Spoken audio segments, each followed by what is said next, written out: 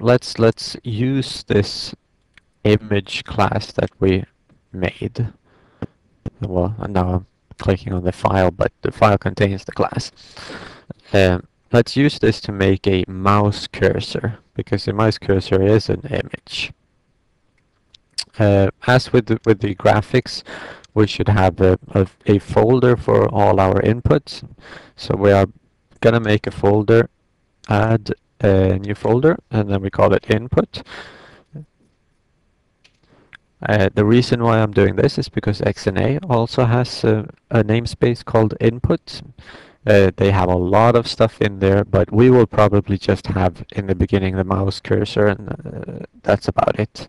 Eventually we'll probably have keyboard and a gamepad too when we move on to the Xbox, but that's a long way away. So inside this one I will add a new item, a class that we call mouse.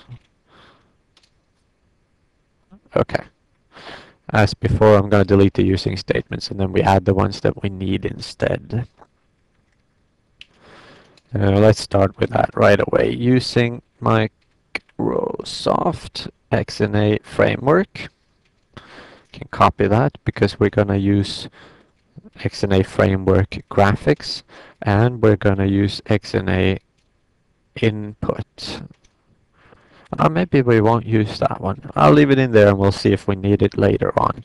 But we are also going to use our own graphics, because we're going to get get an image to be the cursor of the mouse. So we need to use that one as well. Now, I have gone over this before. But I'll do it again. The mouse, we're only going to have one mouse cursor and one mouse class, so we don't really need to instantiate it anywhere. We're going to use it in our entire game, so if we just make it static, then we're going to always have access to it. We don't need to pack it up into an object at all. I'll talk a bit more about design decisions in about tutorial 20 maybe. Okay, the mouse class is going to do two things. It's going to get some input from the mouse, and it's going to display a mouse cursor on the screen. So the first thing we need is that we are going to need a mouse cursor. So let's make a region for our fields like before. That's nice, and can we keep things clean? So we're gonna need to put a cursor in memory, and we're gonna need to get the state of the mouse as it is at any given second that we are executing the code. And just like the class, we're gonna make these static as well, so that they tag along with the class. They don't need to be public though, so we'll just make them private. Image and then cursor. So what we're doing here is that we are allocating space for an instance of our image class, so we can have a cursor later on. And we're also gonna need to get the mouse state. And there is a structure in XNA input that takes care of the mouse state. So we'll just use that mouse state. That's the data type, and the label is, let's use the same word. That makes it pretty clear.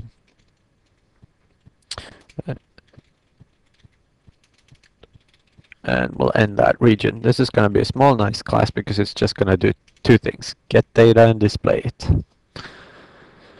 So instead, let's jump over to the region for the main methods. Here we're going to have to be a bit more complicated than last time. So we're gonna need the constructor to instantiate an image into that cursor uh, variable, a field we made above. We're also gonna need to initialize a few things. We're gonna need to load graphics. I can type contents as well. Now this one is slightly more advanced because we're gonna need to both update and draw. First we update game logic, so we get the input in the update method, and then we draw the cursor in the draw method. Let's end the region as well. Okay, since the class is static, it will be instantiated internally in C# as soon as the game starts. So it would be nice to have a static constructor as well. It has the same name as the class. Don't need to pass anything in because it should be taking care of itself. And I'll put brackets in there. Now all this one does is it's gonna instantiate objects, right? So we only have one object to instantiate. We're gonna instantiate an object of our image class, and we're gonna put it on our cursor field. So I'll just type new image, and we should be happy with that. The initialize is gonna be pretty similar.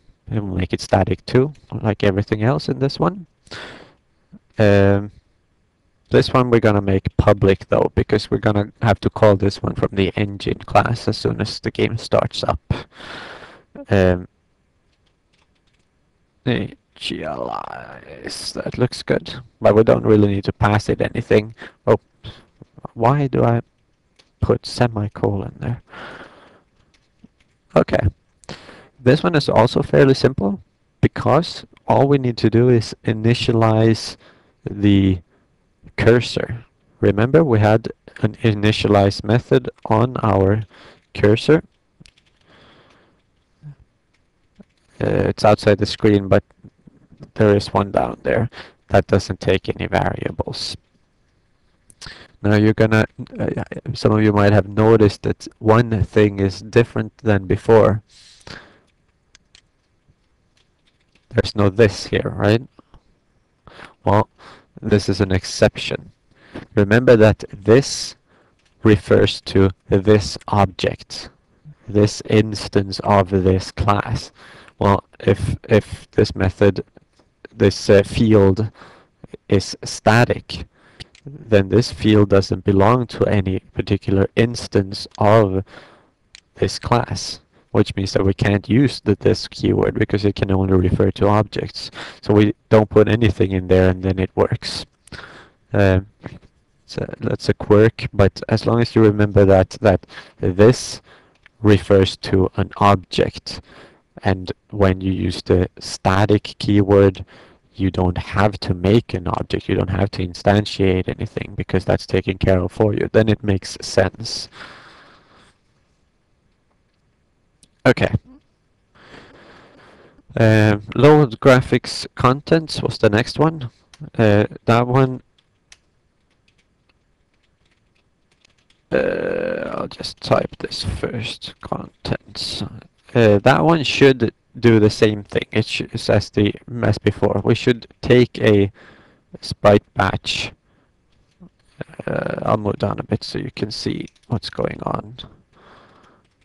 It should take a sprite batch reference, and it should take a texture 2D reference, and since the actual thing that needs them are the cursor, and that is a separate object, then we need to pass them on to the cursor. So I'll do the load graphics content there, and I'll call that function, and I'll just pass on the sprite batch and the texture like that. That should be fine. Now they will go over to the other class, and then the image will take care of itself. Are you starting to notice why it's good to encapsulate an image in its own class like this? Because then when we write the mouse class, we don't need to do anything. We just make a new image, initialize it, uh, load the graphics, and that's about it. And then later on, we'll just make a call to draw as well. It's going to be really easy. In fact, let's make that static public void draw method as well right away. We can do as before, pass in the game time. This is just a design decision. It doesn't. You can design your game any way you want. Oh, I have a few red lines. There should be a semicolon there.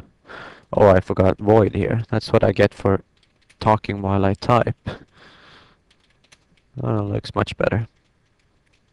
Yeah, it's just a design decision. You can design your game so you don't have to pass in game time, but this is something that XNA is designed to do. So I'll keep their design.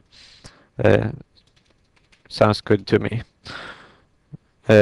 Here we'll just call the draw method, as I said before, and pass in the game time, and that should be fine. Now, the only method that is going to be a bit more complicated is the update method. This is where we put the game logic.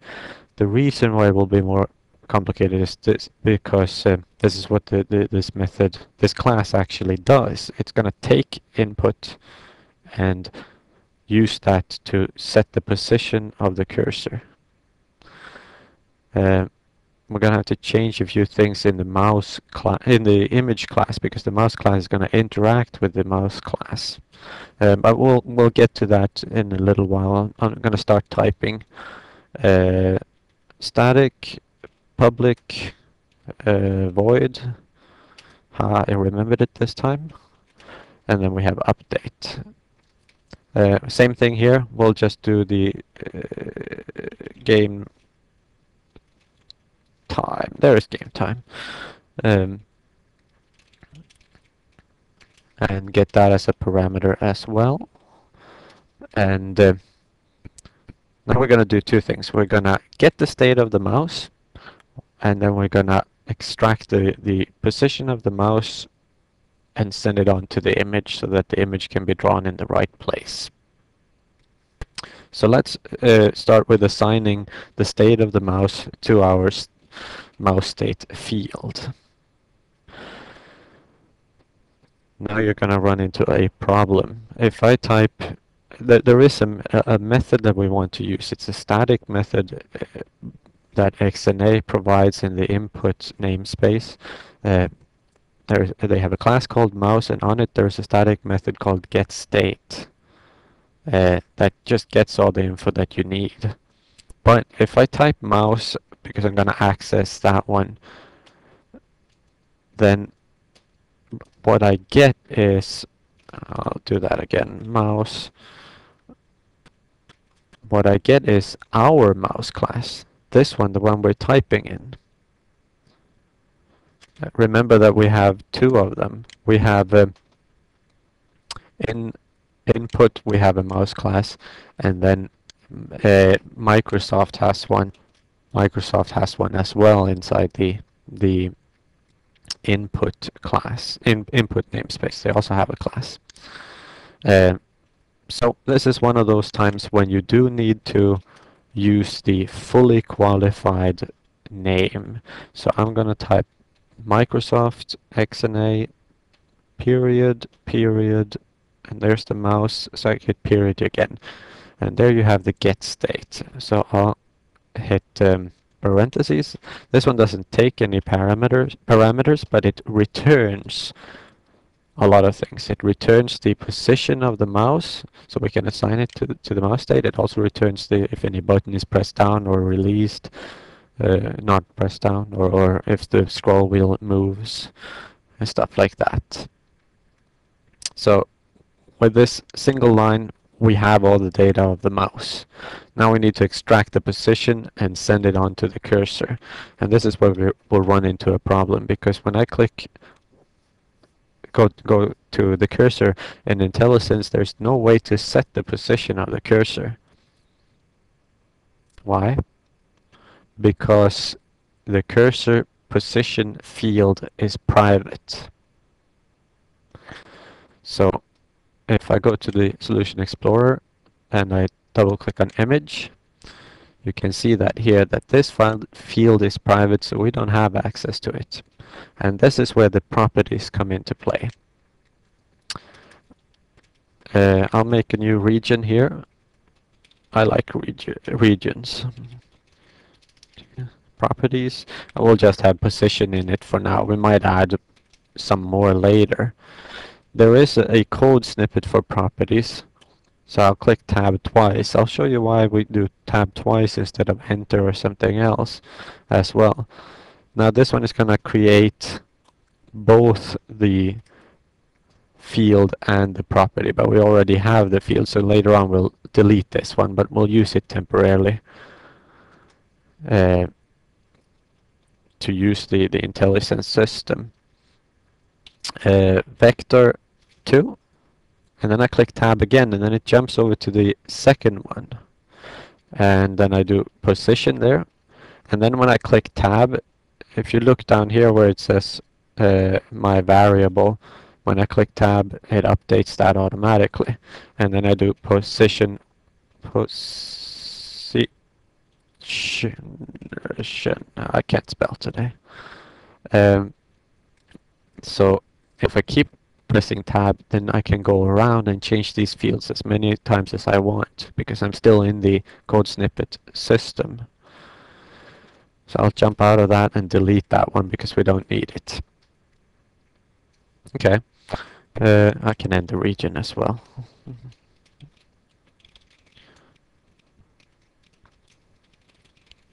That looks better.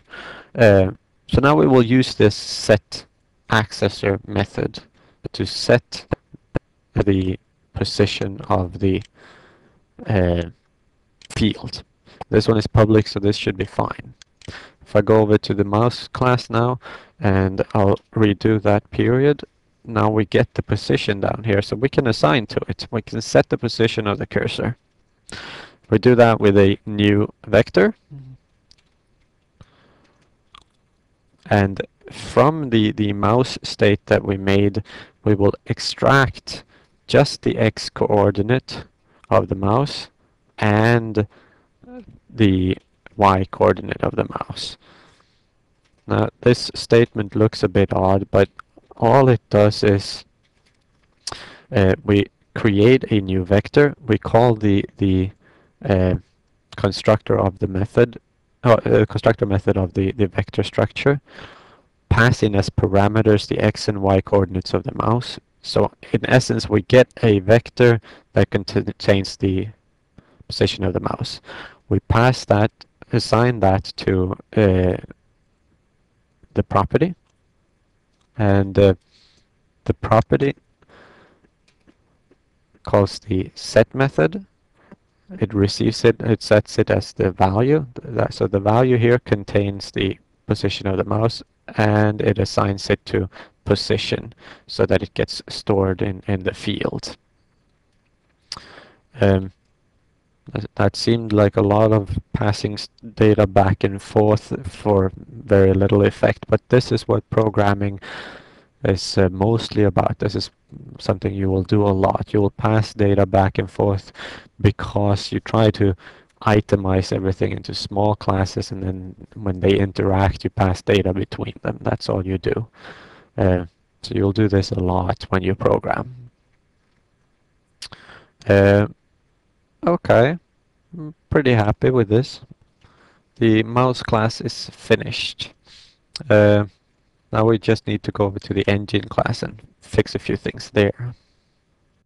First thing we need to do is Control MM, and we can copy that one. We're gonna use the input namespace as well. again to close it up. We don't need to allocate any memory because it's static. We don't need to instantiate because it's static, but we'll go down to initialize and we'll call that initialize method down here. So we have this, sorry, not this. We'll call the mouse class right away, the class name instead of the object name because it is static. And then we get the initialize method there.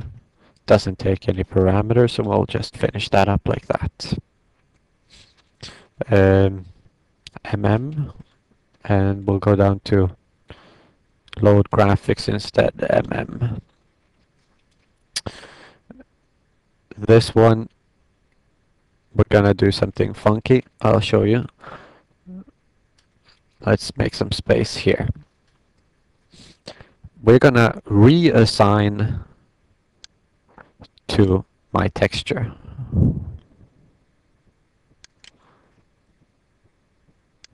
So if I copy all of that,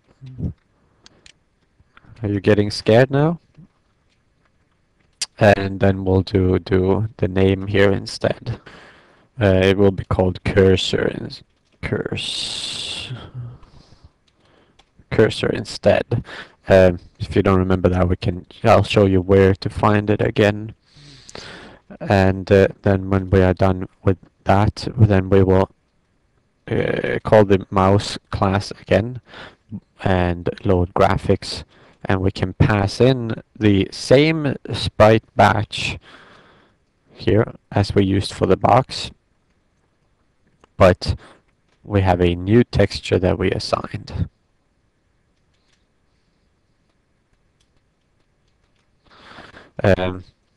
So the call looks pretty similar. We'll do this sprite batch and this my texture. Okay.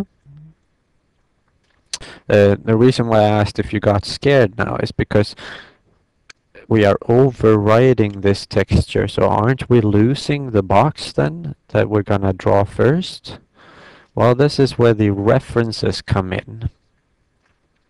Remember that we are just here we are actually making the sprite batch. Here we are actually making the instantiating the texture. Well, there's no new keyword here, but there is inside this load method. You can't see it. So the space is already allocated on the heap. And that's where the actual texture gets stored. And what we actually put here on in this field, that is the short reference 32 bits that we put on the stack. So even though that we create a new texture on the heap and get a new reference on the stack, this reference that we passed in here to the box object, the box object still has a reference to the first object that we made on the heap. So XNA, C# won't delete that. They won't delete the object because we still have a reference inside here. So when we make a new object, we get a new reference, but we still have the reference over here, or inside the box. So this is okay. I don't know if that was particularly clear, but you can reuse the texture out here in the engine because you store references to the right objects inside each class that we pass it into when we call load graphics. So that saves some space in memory that we are reusing it. This will get clearer over time. Now we need to do one more thing here in the update. We need to actually update the mouse, and it wants the game time. So we'll just pass that in as well. Now, I'm going to do some funky stuff just for fun inside the draw method here. Then we can talk about it later, probably in the next video instead, a bit more in detail what's going on. I'm going to copy all of this, and I'm going to call begin and end again, but we're going to change the blend mode to additive instead. And then instead of doing the box, we'll just do the mouse draw, and it wants the game time as well, like that. I'll show you what additive means. That's why I wanted to do this. But first we need to actually add the image to our project as well. So I'll go to the Solution Explorer. We should put it in the Textures folder, add existing item, and then we go to Desktop Art, and I'll look at the content pipeline files, and you'll see the cursor here. Actually, I'll preview it for you so you can see what it looks like. It didn't show very well. This is the actual cursor. I'll tell you what it is instead. This is the cursor, but here you have a big circle of white that is very dense in the middle and progressively gets less dense as we go further out. And this will create a very cool effect in when we use additive. You can take a look at this file later on when you're down in the videos. So we'll just add that one to the project.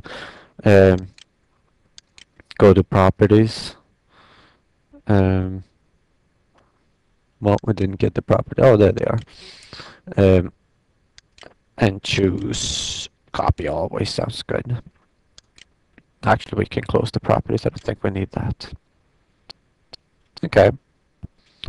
I'll hit F6. Build started, and hope build succeeded. Good. I'll click F5, and I'll show you that lightning effect that you get with additive. Look at the mouse cursor when I go over the box. Can you see that the box shines a little bit? Pretty cool. However, the actual cursor is on the same layer, so that one gets added as well. So it looks pretty nasty when you do like that. But if we would put it on two different layers, the actual cursor and the lightning effect, then it would look much better. But not today. I'll close that up, and that's it for today. I'll throw in a short video about a few design questions that people have had.